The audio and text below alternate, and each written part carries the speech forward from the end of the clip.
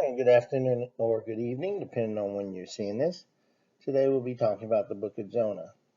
I have a very short slide presentation today, and the reason is because my research on the who, what, where of Jonah, well, just wasn't as extensive as some of the other stuff. There wasn't a whole bunch out there.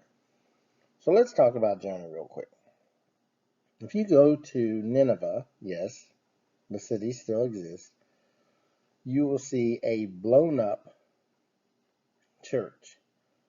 And at, under the blown up church is another church, which is the original tomb of Jonah. So, Jonah, even though this story is considered a parable, it's a real person. Jonah is a real person. So, you're going to say to me, well, why is a church on top of a church? Well, the church that was blown up by ISIS, if you remember them, was a mosque, was a Muslim mosque. And what was underneath was a Christian church. And supposedly what's in there is the tomb of Jonah. So our boy Jonah is a real person. He lived at the time of Jeroboam II. And so God orders Jonah to go to Nineveh.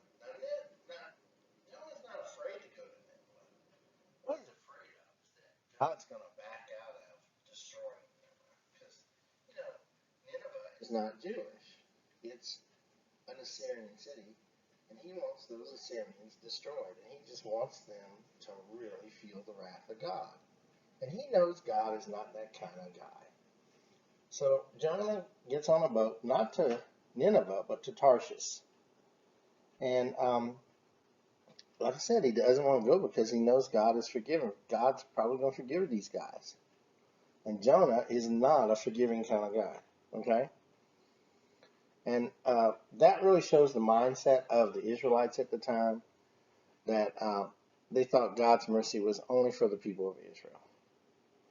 So God's mercy, my friends, is for all people. Okay? So Jonah gets on the boat. The boat starts almost capsizing. It's in a storm.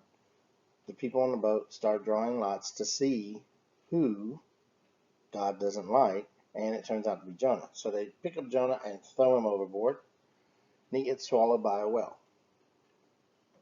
I've had a lot of discussions with scientists and scholars who say, oh, this is impossible. But we do physically have two cases of people who were swallowed by whales.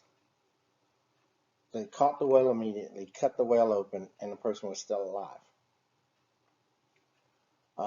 But the deal is, they caught the whale immediately, and the person was still alive. So, I don't know. That's why I say it's a parable. But if the story is true, then God had to keep him alive while he was in the belly of the whale, because it wasn't instantly that he was brought to Nineveh. So he gets to Nineveh.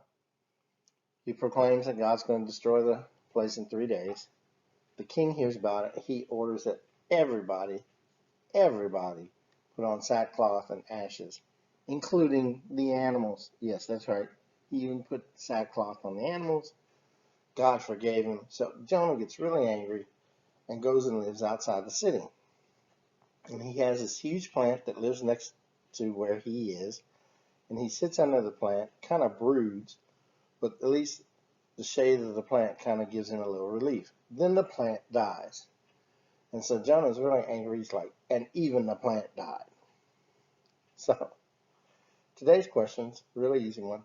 And this is the original mosque before ISIS blew it up. Can we forgive those who do us wrong? And why or why not?